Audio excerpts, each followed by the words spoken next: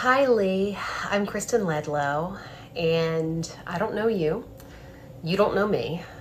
I don't really want to spend too much time on me, but I think a brief introduction. I'm on Cameo as a longtime sports broadcaster. I have covered the NBA since 2013 and the WNBA too.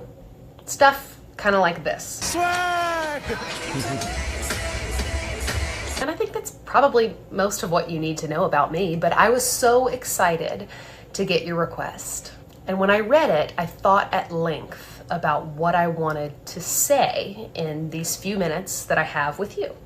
I could teach you how to shoot a basketball. I was pretty good at that for a while. But I think I'd rather read you an excerpt from one of my favorite books. If that's cool with you, let's go. It's from Anne Lamott, and it's called Almost Everything, Notes on Hope. And I'm just gonna start with the prelude because it's as profound as every bit of the rest of the book, and maybe you'll wanna read it too. My ring light has died, so we're just gonna go ahead and get after it instead of you waiting even longer for me to charge the ring light and then start reading. I am stockpiling antibiotics for the apocalypse, even as I await the blossoming of paper whites on the windowsill in the kitchen. The news of late has captured the fever dream of modern life.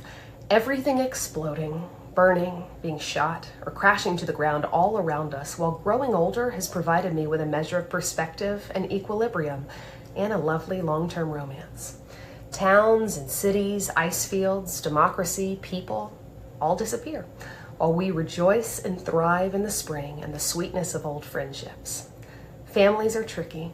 There is so much going on that flattens us, that is huge, scary, or simply appalling. We're doomed, stunned, exhausted, and over-caffeinated. And yet, outside my window, yellow roses bloom and little kids horse around making a joyous racket. In general, it doesn't feel like the light is making a lot of progress. It feels like death by annoyance. At the same time, the truth is that we are beloved, even in our current condition, by someone. We have loved and been loved. We have also known the abyss of love lost to death or rejection, and that it somehow leads to new life. We've been redeemed and saved by love, even as a few times we've nearly been destroyed, and worse, seen our children nearly destroyed. We are who we love, we are one, and we are autonomous. Love has bridged the high rises of despair we were about to fall between. Love has been a penlight in the blackest, bleakest nights. Love has been a wild animal, a dinghy, a coat. Love is why we have hope. So why have some of us felt like jumping off tall buildings ever since we can remember, even those of us who don't struggle with clinical depression?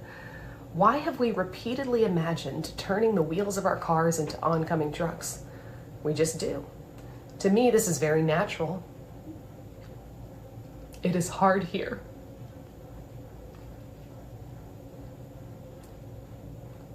There is the absolute hopelessness we face that everyone we love will die, even our newborn granddaughter, even as we trust and know that love will give rise to growth, miracles, and resurrection. Love and goodness are the world's beauty, and humanity are the reasons we have hope. Yet, no matter how much we recycle or believe in our Priuses and abide by local laws, we see that our beauty is being destroyed, crushed by greed and cruel stupidity.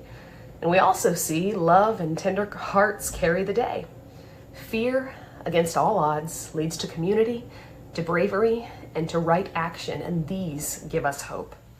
I wake up not knowing if our leader has bombed North Korea, and still, this past year has been just about the happiest of my life. So yeah, it can all be pretty confusing. On the one hand, there's the hopelessness of people living in grinding poverty, and on the other, we pour our money and time into organizations that feed and mentor people, that show up in refugee camps with water and art supplies. People like us all over the world teach girls auto repair and electrical installation, teach boys to care for babies. Witnessing this fills me to bursting with hope. I have never witnessed both more global and national brutality and such goodness in the world's response to her own. And then there are our families of origin. Some of us grew up in the alternative universe of unhappy marriages where we accepted as normal desperate parental need and bizarre sights just short of a head on a stick.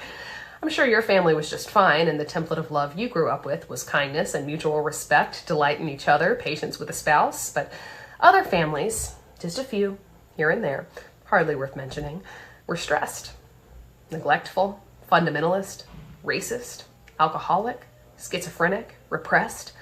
Brothers and sisters didn't always survive. We became jumpy perfectionists. T.S. Eliot wrote, "Teach us to care and not to care. Teach us to sit still." We long for this, and yet we check our smartphones every 10 minutes for news, texts, distraction. I wish that before my wise father died at 56, he had written down everything he had learned here, all the truths he was pretty sure of. He wrote many books of knowledge, but not so much truth. Along with several fatal flaws, mostly involving women, he had several excellent rules. Don't be an ass, and try to remember people's names, especially those with no power, and seek beauty through binoculars, books, records, but truth. What did he know that might have helped his children steer their boats a little straighter? Not so much. He eschewed his spiritual life, except his human spirit was sustained by nature, jazz, books, wine. A role model isn't a mentor. Life gave me mentors, though: poetry, pastors, the women's movement, naturalists, and friends who helped me come to know several truths of which I am almost sure. Just before my 61st birthday, I decided to make a list for my grandson and my niece, who are both exuberant and worried, as I was at their age and still am some days, in fact, right now. "My dearest," I began, "I have had a spiritual mentor named Bonnie for 3 decades now who loves me and trusts God and his goodness so crazily that sometimes I think of her as horrible Bonnie because I can't get her to judge me or to abandon hope. For 30 years, she's answered all of my distressed or deeply annoyed phone calls by saying, 'Hello, dearest, I'm so glad it's you.' And I've come to believe that this is how God feels when I pray, even at my least attractive. So, dearest," I began, "here is everything I know about almost everything that I think applies to almost everyone that might help you someday." I'm so glad our paths crossed. This was a really special request for me to get to see in my inbox. I don't have many wise words beyond the ones that I read that other people wrote, but know that you have a friend in me now. Reach out anytime. I will be cheering you on and believing you forward.